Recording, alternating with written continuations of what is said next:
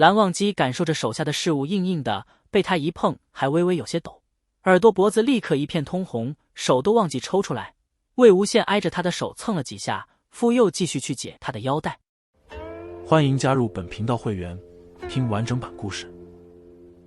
不过一瞬，蓝忘机缓过神来，立刻伸手去他唇边，紧张到舌头差点打结。吐出来。魏无羡喉结一动，道：都没了，吐啥？魏无羡竟是将自己的白灼全部吞下，弄得蓝忘机一阵慌乱，只得伸手去擦他还粘在脸上的一些。胡闹！看他难得的窘迫模样，魏无羡心里可高兴了，攀上他的脖子讨了个吻。蓝忘机的手在他腰上一阵摸索，又移到他饱满的臀肉揉了揉，再想向下游走时，魏无羡亲了亲他的唇角，突地站了起来。就见魏无羡提了裤子，一脸满足笑着：好了，办完事去吃早饭吧，蓝湛我饿了。也不管蓝忘机的手还僵在那，径自洗漱去了。几次三番后，蓝忘机发现自称游戏花丛的魏无羡该是不懂，他以为男人之间不过互相摸摸，最多用嘴就完事了，所以对着蓝忘机死命的撩拨，轻轻摸摸的把火点上了，然后一脸无辜转身就跑。蓝湛，发什么呆？现下他们在云梦游玩，魏无羡拉着他到处闲逛，也无目的，想到哪走到哪。魏无羡最喜欢瞎逛，吃各种街头小吃，刚经过一道糖饼摊，随手买了一个，也不做图案，为吃的方便，就是叫店家做成团，拿签子一挑就行。他伸出舌头舔了几舔，又在嘴里进进出出的准。蓝忘机看在眼里，不禁闭眼扶额，平复了一下。蓝忘机嘴上道：无事。但他觉得自己心里要疯了。蓝忘机想，当初应该不管魏无羡怎样撩拨，都要坚持自己的原则才好的。人一旦越过了那根线，理智就会被欲望掩埋，贪婪的心思几乎要控制不住，只想向人索求更多。魏无羡突然来了兴致：蓝湛，要不我们去游湖吧？两人到湖边租了条小舟，一前一后的坐着，荷叶碧绿与水一色连成一片天。时间尚早，藕花还只是一个个或白或粉的花骨朵，娇嫩嫩的在徐徐而来的春风中微微摇摆，将浸染其上的晨露抖落，滴入水中，泛起一圈圈涟漪。现在还太早了，再过几月，莲花盛开，一朵朵出淤泥而不染，那才好看呢。还有莲蓬可以摘，现在什么都没有。魏无羡摸摸鼻子，转了话题，道：以前在云梦，每到采莲子的季节，我们都会划着采莲船，在莲叶中穿梭，看到长得好的莲蓬，伸手就摘，新鲜的莲子那才好吃。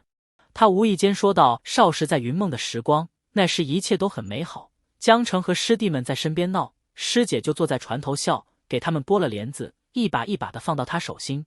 可现在莲塘还在，却只剩他一人了。蓝忘机看他恍神了，出声道：过几月再来便是。听得他的声音，魏无羡才缓过来，他伸手弹了弹塘中的花骨朵，笑道：不过也没关系，赏不了花中君子，我可以赏人中君子寒光君呀。魏无羡迎着风，发丝飞扬，对他勾起嘴角笑，涟漪一圈圈蔓延开来，越来越大，直圈入蓝忘机的心底。蓝忘机直勾勾地望着他，日光在他身上仿佛将他镀出一层金边，浅色的眼眸被衬得更耀眼了。魏无羡忍不住向他那方靠了过去，本一人一头坐着，魏无羡一靠过去，船身失了平衡，剧烈晃动，险些就要翻。魏无羡赶紧又坐回去，抓着船沿堪堪阻止了晃动的船身。魏无羡切了一声道：该弄艘大点的船。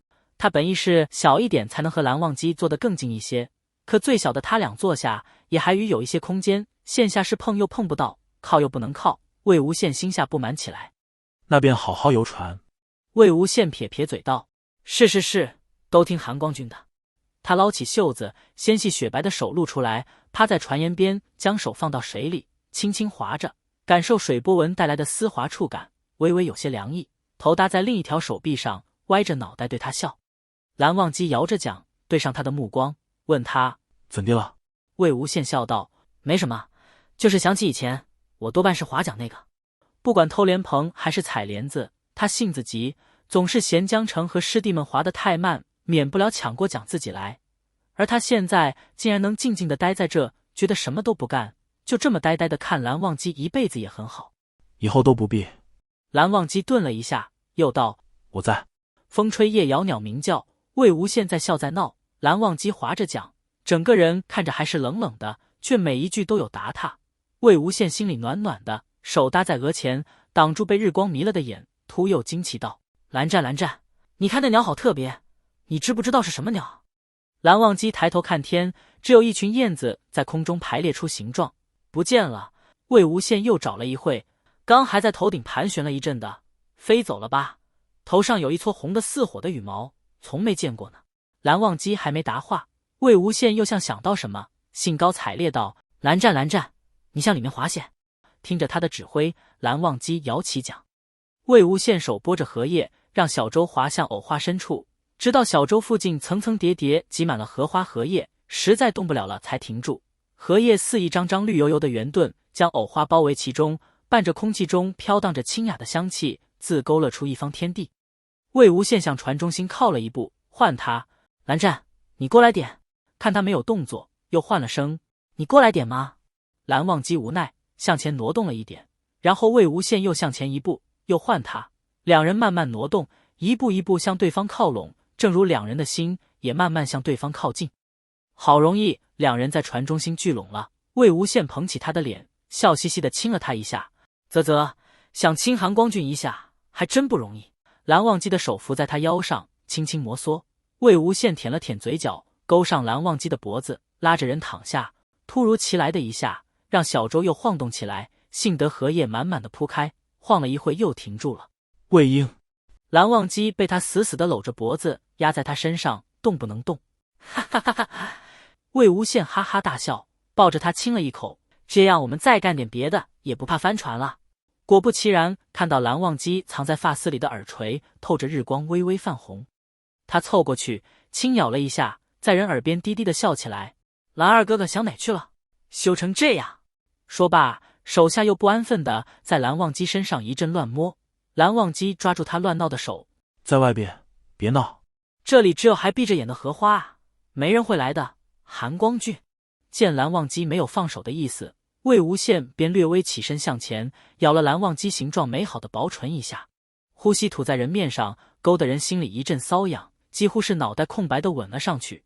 魏无羡总是这样，总是有各种办法撩拨的蓝忘机不管不顾，只把人撩得急了，压住他在他口中狠狠地搅动，对他的咽舌又啃又咬，将他吻得昏天暗地，脑子迷糊，心里才舒服了。哇！不过放开他一瞬，软糯的呻吟声便传了出来。蓝忘机看着怀里粉扑扑的人，呼吸都开始不稳。加入本频道会员，听更多完整版小说，感受忘羡如何实践天天就是天天。